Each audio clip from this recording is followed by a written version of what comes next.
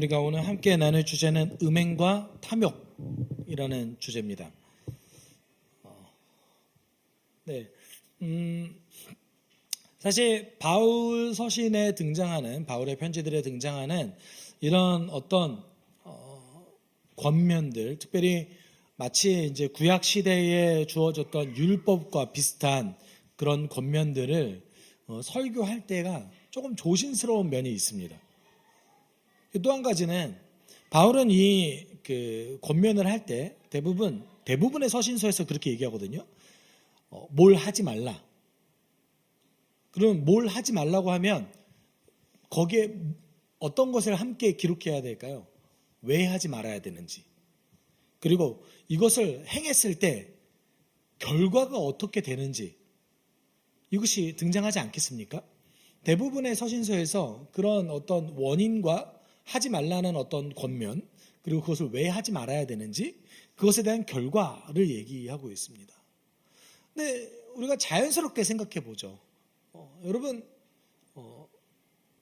내 인생을 잘 컨트롤해서, 누구든지 마찬가지입니다. 그리스도인이든 비그리스도인이든 내 인생을 잘 컨트롤해서, 여러분, 내 시간을 잘 관리하고, 내 돈을 잘 관리하고, 내 건강을 잘 관리해서 좋은 습관을 가지고 있는 사람이 내놓는 결론과 절제하지 않고, 몸을 관리하지 않고, 시간을 관리하지 않고, 그 어떤 것도 그렇게 좋은 습관을 가지지 않는 사람이 내놓는 결론은 차이가 있습니까? 없습니까? 없으세요? 어떠세요? 네. 제가 한 2년 전, 3년 전 이 말이 조금 유행했던 것 같아요. 물론 많이 유행했던 것 같지는 않은데, 그래도 좀 열심히 살려고 노력하는 사람들에게 갓생이라는 표현이 등장했어요. 갓생이 뭐죠? 인생 정말 열심히 좀 살아보자. 새벽 한 5시쯤 네.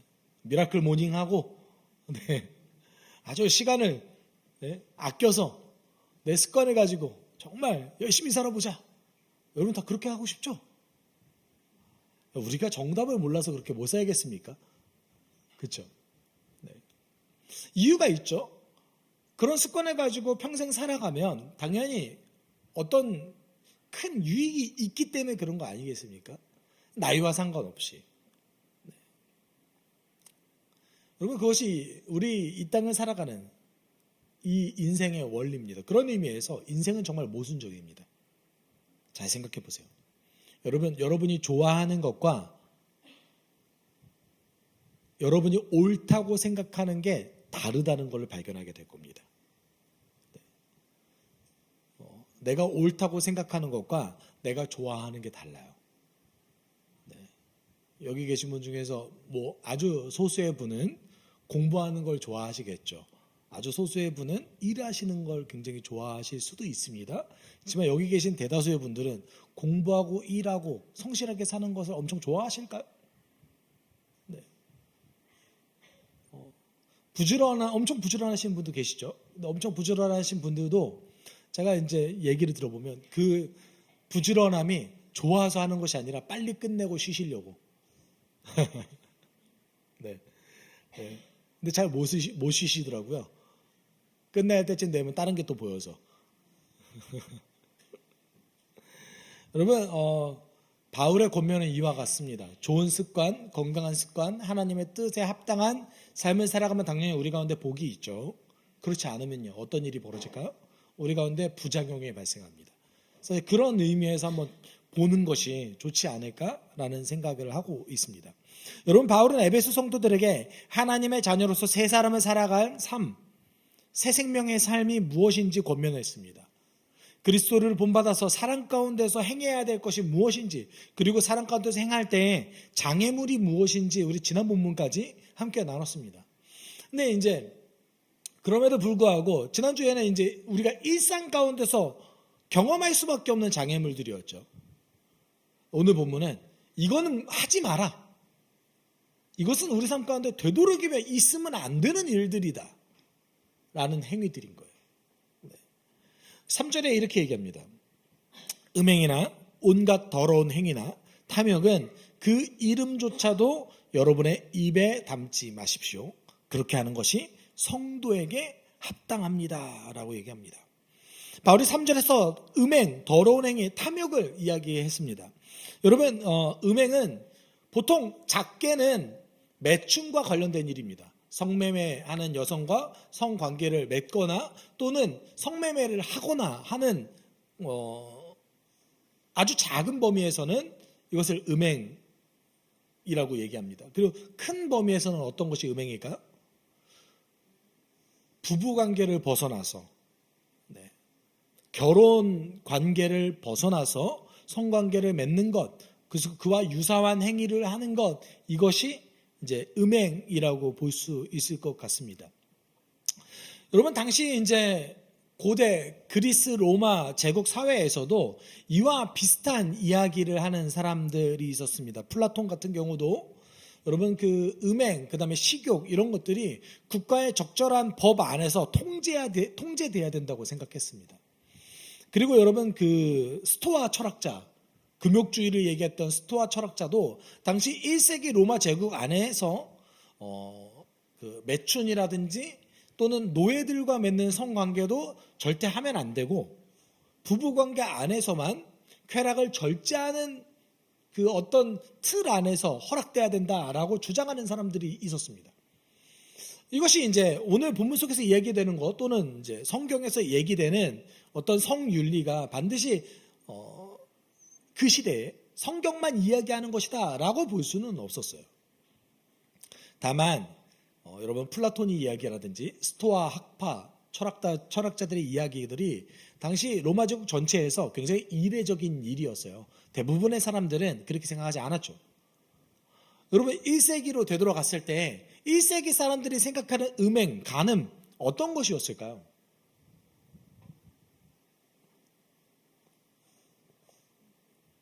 어떤 것이었을까요? 다른 사람의 부부관계를 해치는 행위, 이것을 간음이라고 봤습니다. 네. 그러니까 다른 사람의 정당한 부부생활 또는 그 적절한 통제 아래 있어야 되는 자유민과 부부관계, 결혼한 남성이 맺는 부적절한 성관계, 이것을 이제 음행이라고 봤던 거예요.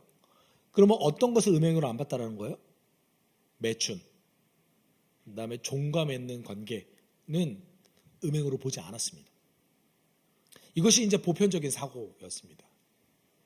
근데 여러분 성경은 구약 시대부터 줄기차게 요구하는 것이 무엇이었습니까? 성윤리는, 성관계는 어디 안에서만 헤어야 된다? 부부관계 안에서, 결혼관계 안에서만 이루어져야 된다라는 것이죠. 현대사회에서 이런 거 얘기하면 굉장히 이상한 사람 소리 듣죠. 이제는 아닌가요? 네. 제가 사실은 저는 뭐 MZ 문화가 아니라서 뭐 누군가는 80년대생도 MZ 안에 들어간다라고 얘기하지만 제가 도저히 정서를 못 따라가겠더라고요. 네. 여러분 이제는 이런 얘기가 도저히 사회에서 통용되지 않는 사회죠. 네. 절대 부부관계 안에서만 성관계가 허락돼야 된다. 이것을 여러분 이제는 받아들여지지 않는 시대입니다. 왜냐하면 내 몸을 사용하는 것이 내 자유라고 생각하기 때문에 그렇습니다. 네. 그런데 이제 그것이 이제 20세기 지나가면서 여러분 70년대, 80년대, 특별히 60년대, 70년대 미국에서 히피적 문화가 대대적으로 유행했었어요. 네. 왜냐하면 그 미국의 2차 세계대전 즈음에 태어나서 60년대, 70년대 20대, 30대가 된 젊은이들은 전쟁에 대한 굉장한 반발심이 있었거든요. 아버지, 부모님 세대가 2차 세계대전을 겪었고 그리고 전쟁에 대한 굉장한 반발심이 있었는데 뭐가 터졌어요? 미국에서 베트남 전쟁이 터졌죠. 그래서 그들이 사회에 대한 반발로서 행했던 것이 무엇이었냐면 마약과 프리섹스 그리고 굉장히 개방된 성윤리를 그 세대 사람들이 얻게 됐습니다. 그럼 여러분 어떤 이들이라면 사실은 미국이 굉장히 아이러니한 사회인데 지금 현재 미국의 노인층이 있잖아요. 70대에서 80대가 미국에서 가장 개방적인 성윤리를 갖고 있는 분들이에요. 네. 그 시절이 그 시절이었기 때문에. 네. 근데 이제 정확한 연구 통계가 어떻게 발생됐냐면, 그러면 60년대, 70년대 이후에 미국 사회가 어떻게 변했냐라고 놓고 봤을 때 결혼 관계 외에서 출생되는 그 아이의 숫자가 수십 배 증가했다라는 거예요. 그래서 그거를 통해서 얻게 되는 사회 문제, 사회 비용이 기하급수적으로 증가했다는 거예요. 여러분, 우리가 결혼 관계를 벗어나서 자녀를 출생했을 때에 여러분 그 선진국이라면, 적어도 선진국이라면 그 사람만의 문제가 아니라 사회가 그 비용을 감당하고 있는 거예요. 우리도 마찬가지입니다. 우리 사회도 성윤리가 개방적일수록 그것에 따른 부작용을 여러분이 함께 감당하고 있는 거예요. 근데 그 누구도 이거에 대해서 언급하고 있지 않습니다. 그렇죠? 네. 그 외에도 여러분 뭐 낙태 문제는 말할 것도 없죠. 현대사회는 이것을 그냥 내 자유라고 이야기하지만 그 부작용을 실제로 겪고 있습니다. 낙태의 문제, 가정의 파괴의 문제, 그 다음에 약간 불안정한 환경 속에서 자라나는 자녀들의 그런 정서적인 문제, 그것에 대한 엄청난 사회 비용을 국가가 그리고 사회가 대신 제공하고 있는 것이죠. 그 누구도 이거에 대해서 비판하지 않습니다. 왜냐하면 비판하면 이상한 사람이 되거든요. 네. 여러분 혹시 대중매체에서 이런 어떤 성윤리의 문제 때문에 얻게 되는 사회 비용에 대해서 얘기하는 사람 보신 적 있으십니까? 혹시 보셨어요? 네. 제가 미국은 이런 연구가 많이 되고 있어요, 현재. 네. 기독교계를 벗어나서도 그 연구가 많이 되고 있어요. 예를 들어 보죠. 가정의 어떤 다양한 형태를 미국이 얘기하고 있죠. 그렇죠? 심지어 일부 다처제, 그다음에 일처 다부제도 얘기하고 있습니다. 미국에서, 특히 이제 서부 지역에서. 그리고 동성 결혼 이미 허용되고 있죠. 그러면 그것이 이제 대략 10년 지났습니다. 10년 지났어요, 미국이. 저는 이것이 뭐 정치적인 뭐 그런 것과 상관없이 그것에 대한 현재 연구가 10년 동안 이루어졌어요. 그랬을 때 어떤 것이 가장 부작용이 없고 어떤 것이 가장 사회 비용을 덜 지출하느냐로 어떤 이런 관점에서 놓고 보는 그 결과는 어떻게 됐을까요? 우리가 소위 생각하고 있었던 전통적인 가정관계, 그 안에서 성윤리를 배운 그런 가정 안에서 이루어졌던 어떤 전통적인 세계관이 있잖아요. 그 전통적인 세계관이 부작용과 사회 비용을 가장 덜 지출하는 그런 효과가 일어난다는 거예요. 근데 그것에 대해서 지적하면 이상한 사람이 되는, 굉장히 비윤리적이고 또는 인권을 생각하지 않는 사람이 돼가고 있습니다, 시대가. 또 여기서 또 어떤 거 얘기합니까? 더러운 행위. 이것은 특별히 이것이 음행과 관련되어져서 부적절한, 지금으로 따지면 범죄라고 얘기할 수 있을 정도의 행위를 얘기할 것 같아요. 추잡한 또는 더러운 행위를 얘기하고 있는 것이죠. 물론 여러분 이렇게 생각해 보면 될 것 같습니다. 과거에는 그런 일들이 비일비재하게 벌어졌지만 지금의 관점에서 놓고 봤을 때에 굉장히 부적절한 행위들이 있죠. 특별히 성윤리와 관련돼서. 네.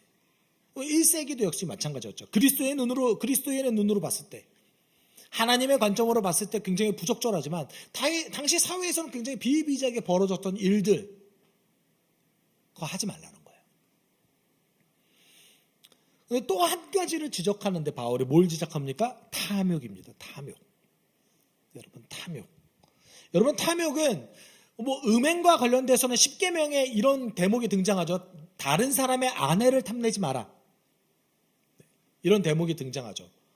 그런데 단지 탐욕은 불륜 정도만 얘기하는 것이 아니라 하나님보다 재물을 더 높게 생각하고 그것에 내 삶을 헌신하는 태도를 뜻합니다.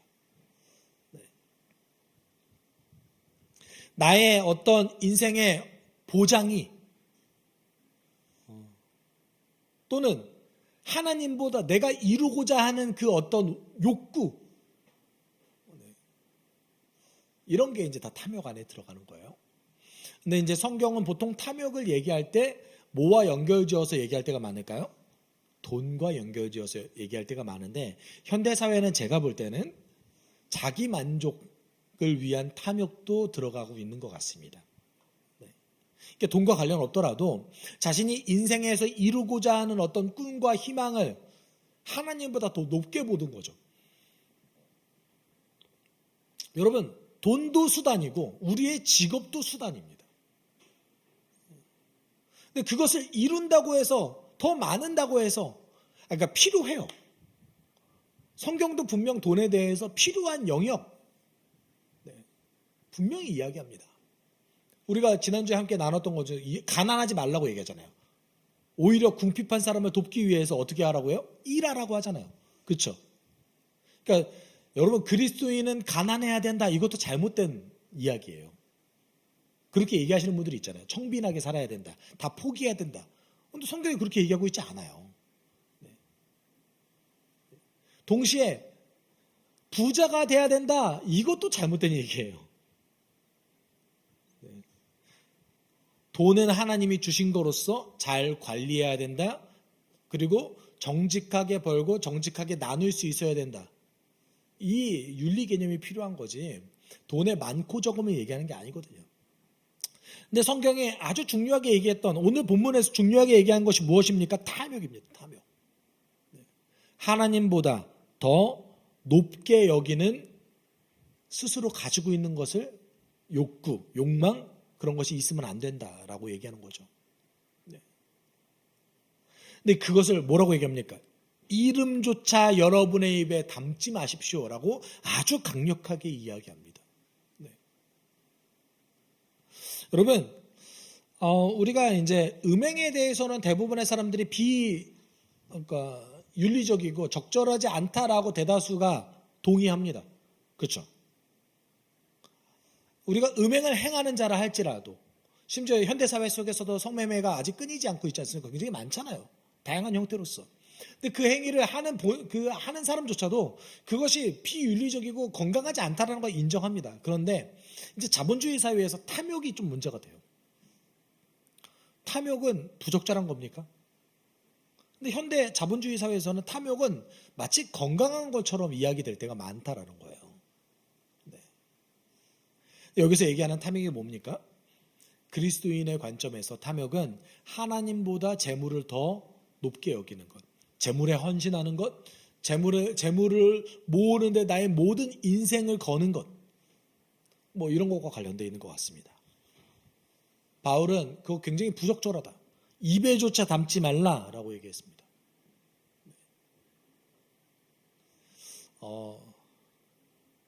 여러분, 여러분의 숲교회 내에서 돈과 재물에 대해서 여러분 대화를 나눠야 됩니다. 반드시 피하지 말고 대화를 나눠야 되나, 그것이 탐욕과 연결되어지는 대화로 이어질 때 여러분 조심하셔야 됩니다. 네. 조심하셔야 돼요. 네. 우리의 인생은 누구나 다 더 좋은 집을 꿈꾸죠. 저도 여러분 좋은 집 살고 싶어요. 네. 오늘도 잠자는데 여름이가 저를 계속 쳐요. 빡! 네. 자다가 깬단 말이에요, 저. 네. 저도 마찬가지입니다. 좋은 차 다 타고 싶죠. 그렇죠? 네. 저 사이드미러에서 이렇게 저도 옆차를 보고 싶어요. 영상으로. 네. 요 사이드미러 안 보더라고요, 요새. 어디 뭐 이렇게 대시보드에 사이드미러 이렇게 카메라가 나오더라고요. 네. 여러분, 제가 20년대 차를 몰아본 적이 없거든요. 제 인생에서 가장 좋은 연식은 14년식 차였습니다. 제가 지금 09년식 차를 몰고 있는데 제 꿈은 29년까지 이 차를 모는 겁니다. 그래서 20년. 네. 여러분 누구나 다 좋은 차, 좋은 집, 그리고 풍족한 삶을 살고 싶죠. 여러분 여행 가고 싶지 않으세요? 네. 다 가고 싶잖아요. 근데 그것이 인생의 목표점이 되면 안 됩니다. 항상 경계해야 되는 거예요. 근데 우리가 기억해야 될 것이 있습니다. 이것들이 흑백 논리처럼 완전함이 우리 가운데 100%가 있을 수 있을까요? 100% 탐욕이 없는 것, 100% 음행에 대한 마음이 완전히 없는 것, 100% 더러운 어떤 추악한 언제든지 그런 상황에 우리도 빠질 수 있거든요. 그렇죠. 그래서 바울이 이것을 경계하고 있는 거예요. 네. 4절에 이렇게 얘기합니다. 같이 읽어볼까요? 더러운 말과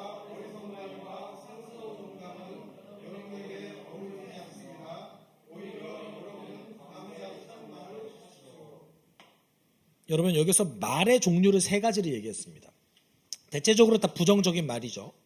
대체적으로 부정적인 말인데 여러분 이것이 어떤 것을 뜻할까요? 네. 뭐 이 3가지 단어, 더러운 말, 어리석은 말, 상스러운 농담, 이것이 이제 헬라어 문헌 속에서 표현되어졌을 때 보통은 이럴 때가 많습니다. 뭐 어떤 굉장히 비상식적인 절대로 해서는 안 되는 추잡한 말들, 그리고 또 어떤 것이 있을까요? 술 취함과 음행이 일반화되어 있던 연회에 참석했던 사람들이 보통 하는 그런 어떤 상스러운 농담들.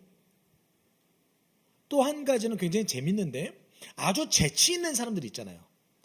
말주변이 너무 좋고 아주 재치 있는 사람들이 악의를 가지고 교묘하게 상대방을 부정적으로 깔아뭉개는 그런 행위. 그러니까 누군가를 조롱하는 어떤 그 저급한 농담, 이거 하지 말라는 거예요. 그러니까 술 취함과 관련되어졌던 어떤 음행과 관련되어 있던 저급한 농담, 그 다음에 성적 부적절함이 담겨져 있는 저급한 농담들과 그 다음에 다른 사람들을 아주 깔아뭉개는, 그렇지만 유머러스함을 포장하고 있는. 네. 근데 우리 예능에서 이런 거 너무 많이 봐가지고 그렇죠. 네. 유머러스함을 포장하고 있지만 누군가를 향해서 악의를 가지고 있고 다른 사람의 자존감을 깔아뭉갤 수 있는 그런 저급한 농담들. 그리고 아주 누가 봐도 비상식적이고 비윤리적인 말들, 상식을 벗어난 어떤 부정적인 말들, 이런 거 하지 말라는 거예요. 이런 것이 뭐와 어울리지 않대요? 그리스도인과는 어울리지 않대요. 전 개인적으로는 우리 인생을 살아가다 보면 적절하게 부정적인 말을 할 때가 있죠. 그렇죠? 그리고 정말 친분을 많이 가지면은 나도 모르게 내 인생의 어려움과 부정적인 말을 이렇게 딱 토로할 때가 많지 않습니까? 여러분 성경에 이것을 얘기하는 건 아닙니다. 근데 여러분 잘 생각해 보세요. 근데 3절에서 얘기했던 음행, 더러운 행위, 탐욕, 그것에 비하면 4절에서 얘기하는 이런 종류의 말들은 조금 덜 심각한 것 같지 않으세요? 그렇죠? 음행이 더 심각해 보이잖아요. 탐욕이 더 심각해 보이잖아요. 근데 바울은 이것을 동등하게 봤던 거예요. 네. 왜요? 왜 그럴까요? 말은 어디에서 비롯됩니까? 마음에서 비롯되죠. 내 생각이 투영되는 것이 말이죠. 네. 네. 그랬을 때에 이런 종류의 말들을 하지 말라는 거예요. 네. 그리고 이런 종류의 말, 또는 우리가 소위 말하는 굉장히 부정적인 마음에 사로잡혀서 튀어나오는 그 말들을 예방할 수 있는 가장 좋은 방법을 뭐라고 제시했던 거예요? 그것이 감사예요. 여러분, 감사라는 것은 무엇입니까? 감사라는 것은 기본적으로 하나님께서 나에게 주신 것에 대해서 만족하고 기뻐하는 마음이에요. 여러분, 시편에서는요, 감사하면 내가 영광을 받는다라는 표현이 있습니다. 너희가 내가 준 것에 대해서 감사한다면 내가 이미 영광을 받았다. 여러분, 그리고 감사, 이 감사가 어떤 결과를 불러일으키는가에 대해서 빌립보서 4장 6절 7절에서 여러분 감사의 기도, 감사하는 마음으로 기도했을 때 어떤 일이 벌어지는가를 잘 얘기합니다. 아무것도 염려하지 말고 모든 일을 오직 기도와 간구로 하고 여러분이 바라는 것을 감사하는 마음으로 하나님께 아뢰십시오. 그리하면 사람의 헤아림을 뛰어넘는 하나님의 평화가 여러분의 마음과 생각을 그리스도 예수 안에서 지켜주실 것입니다. 이 구절 매우 유명합니다. 그렇죠? 기도에 관련된 어떤 구절 중에 가장 유명한 구절입니다. 근데 우리는 보통은 6절만 기억하는 것 같아요. 뭘 기억해요? 아무것도 염려하지 말고 모든 일을 오직 기도와 간구로 하십시오. 여기까지 기억하죠. 아니세요? 대부분 여기까지 그렇지. 모든 일을 간구하라고 하셨구나. 모든 일을 감사함으로 하니까 아뢰면 해결되겠구나. 7절 잘 보세요. 해결된다고 말씀하셨어요? 해결된다고 말씀하셨어요? 그런 말씀 안 하셨어요. 그렇죠? 그런 말씀 안 하셨어요. 우리의 헤아림을 뛰어넘는 하나님의 평화가 내 생각과 내 마음을 지켜주실 것입니다. 감사가 가지고 있는 효과가 무엇입니까? 내가 탐욕에 물들 때, 내가 음행의 유혹을 강하게 받았을 때, 내가 더러운 행위를 하는 그 유혹을 받았을 때, 또는 다른 사람을 조롱하고 또는 내 삶의 불만족과 불행하는 마음, 우울한 마음이 가득했을 때에 그것을 예방하고 내 마음을 지킬 수 있는 효과가 있다는 거예요. 문제가 해결된다는 것이 아니라 하나님의 평화가 내 마음과 생각을 지킬 수 있게 도우신다고요. 그런 의미에서 감사는요, 오늘 바울이 제시하고 있는 이런 그리스도인에게 어울리지 않는 일들을 행하는 것에 대한 유혹이 우리 가운데 생겼을 때 그것을 예방할 수 있는 굉장히 효과적인 방법인 것이죠. 네. 여러분 혹시 우리 양쪽이 있습니다. 불만족과 만족이 있죠. 그렇죠? 그렇죠? 우리 삶은 불만족과 만족이 계속해서 왔다 갔다 합니다. 네. 그리고 감사할 때도 있지만 불만족할 때 불행하다고 느낄 때도 많죠. 네. 여러분은 어디에 더 많은 에너지를 쏟으십니까? 네.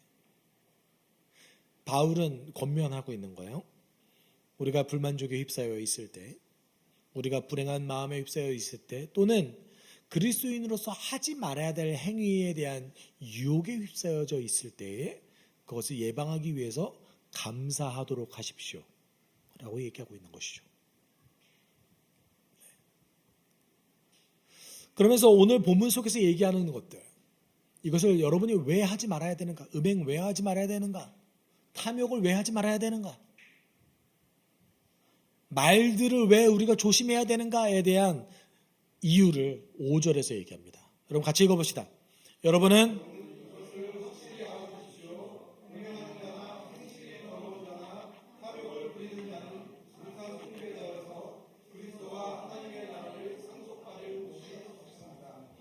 여러분 보십시오. 음행하는 자나 행실이 더러운 자, 탐욕을 부리는 자는 우상 숭배자래요. 그래서 뭐라고 얘기합니까? 하나님의 그리스도와 하나님의 나라를 상속받을 몫이 없습니다. 우리는 이것을 한 두 가지 정도로 보통은 해석하죠. 첫 번째는 음행과 탐욕에 사로잡힌 사람들은 구원받지 못한다. 또는 여러분 문법적으로는 이런 해석도 가능합니다. 음행과 탐욕에 휩싸여서 사로잡힌 자는 하나님 나라, 완성될 하나님 나라에서 기업을 상속받지 못할 것이다. 구원은 받지만 굉장히 부끄러운 구원을 받을 것이다. 하나님께 받아야 마땅한 선물을 누리지 못할 것이다 라고 해석할 수도 있습니다. 네. 근데 여러분 우리가 기억해야 될 것이 있습니다. 바울이 오늘 본문은 너희가 이런 행위를 하면 구원 받을 것이고 이런 행위를 하지 않으면 구원을 받지 못할 것이다 라고 얘기하는 구원의 관점에서 얘기하는 것일까요? 네. 오늘 본문은 사실은 너희가 구원을 받을 것이다. 구원을 받지 못할 것이다. 거기에 관심이 있는 것이 아니라 이런 행위가 새 사람으로서의 삶, 하나님의 형상을 닮은 사람으로서의 삶에 가장 방해되는 장애물이다라고 얘기하고 있는 거야. 음행과 탐욕이 하나님 나라를 살아내는 우리의 인생에 가장 방해되는 요소 중에 하나이다. 이렇게 얘기하고 있는 것이죠. 그럼 이거를 우리는 이렇게 볼 수도 있습니다. 하나님 나라의 관점에서, 이미 임한 하나님 나라의 관점에서 어떻게 해석할 수 있을까요? 잘 보세요. 우리가 이제 한글 성경에서 잘 보지 못하는데, 그리스도와 하나님 나라를 상속받을 몫이 없습니다. 이게 문법적으로는 현재형이 쓰여졌거든요. 물론 미래가 포함되고 있는 현재지만 오늘의 내 삶에 영향을 준다는 거예요. 뭐가요? 음행과 탐욕이요. 그러면 장차 앞으로 구원받지 못할 겁니다 라고 얘기하는 것이 아니라, 적어도 내가 그리스도인으로서 음행, 그리스도인으로서 탐욕, 이 두 가지 중에 하나에 또는 두 가지 모두에 사로잡혀 있을 때는 그리스도께서 오늘 우리에게 허락하셨던 하나님의 축복을 누리지 못한다는 뜻이죠. 가장 첫 번째는 이렇게 볼 수 있습니다. 하나님께서 우리에게 허락하셨던 것이 있습니다. 여러분, 우리가 풍성한 삶의 기초를 첫 강의를 했을 때에 그리스도인이 누리는 세 가지 축복을 이야기합니다. 네, 여기 풍삼기 하셨던 분도 계시죠? 세 가지 축복, 다시 기억해야 되나? 여러분, 세 가지 축복 뭡니까? 그리스도 안에서 다 기억 못하시는, 그리스도 안에서 나는 완전히 받아들여졌습니다. 그리스도 안에서 나는요, 최한동지 크게 얘기해 주세요. 나는 새로운 피조물입니다. 그리스도 안에서 나는 하나님의 가족입니다. 새로운 가족 공동체에 속했습니다. 이것이 하나님께서 우리에게 허락하셨던 그리스도 안에서 이루어지는 축복입니다. 그런데 내가 받아들여지는 것, 여러분, 음행과 탐욕에 사로잡혀 있을 때에 여러분 하나님과 직면하면 내가 받아들여지고 있다는 것을 확신할 수 없어요. 네, 확신할 수 없어요. 누리지 못하는 거예요. 하나님께서 나에게 허락하셨던 그 용서를 누리지 못하는 거예요. 내가 새로운 피조물로서의 나의 삶을 누리지 못합니다.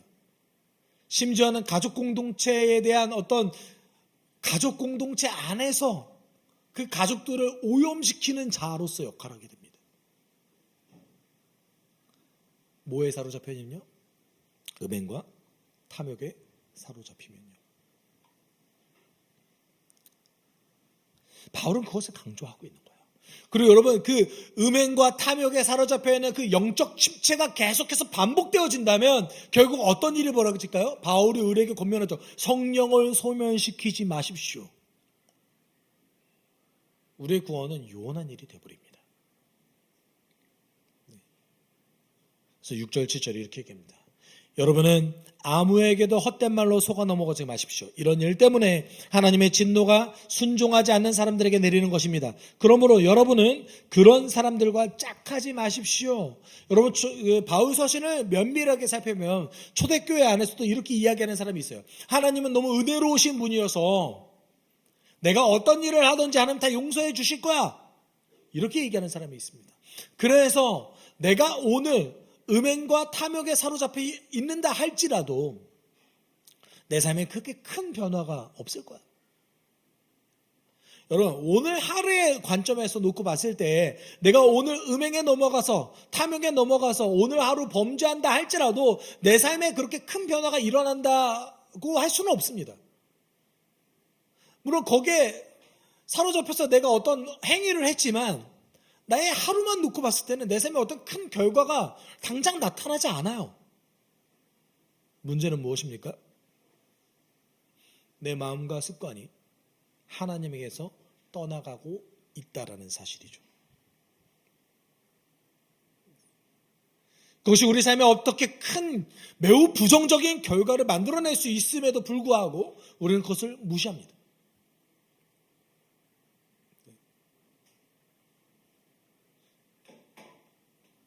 바울은 권면합니다. 그러지 마십시오. 그리고 공동체 내에서 그런 행위에 몰두하는 사람들을 만난다면 그런 사람들과 관계 맺지 마십시오 라고 얘기합니다.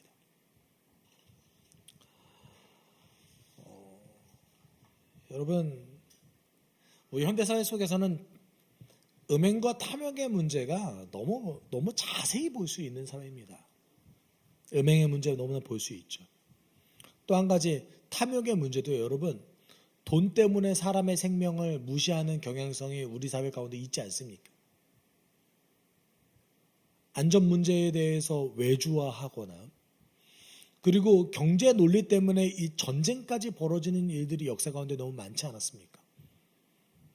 세계에서 가장 심각한 전쟁 중에 하나였던 세계 1차, 2차 세계대전. 심각한 어떤 이런 일은 절대 앞으로 벌어져서는 안 돼가 세계대전 아닙니까? 그 세계대전에 강력한 영향력을 미쳤던 것이 경제 대공황 아니었습니까? 여러분, 우리는 탐욕 때문에 인간성 전체를 포기하는 사례들을 우리 자본주의 사회에서 너무 많이 보게 됩니다. 그렇죠. 그것이 어디서 시작된 겁니까? 돈이, 나의 욕망이 인생에서 제일 중요하다고 여기는 그 탐욕스러운 가치관 때문에 형성되는 것이죠. 뭐가 제일 중요한 겁니까? 그리스도인에게 무엇이 제일 중요합니까? 예수가 내 삶의 주인입니다. 예수가 나의 메시아입니다. 하나님 나라는 이미 임했습니다. 나는 하나님 나라의 백성입니다. 그것이 우리 삶의 고백 아닙니까? 여러분, 하나님께서는 우리 가운데 꿈을 갖고 계십니다.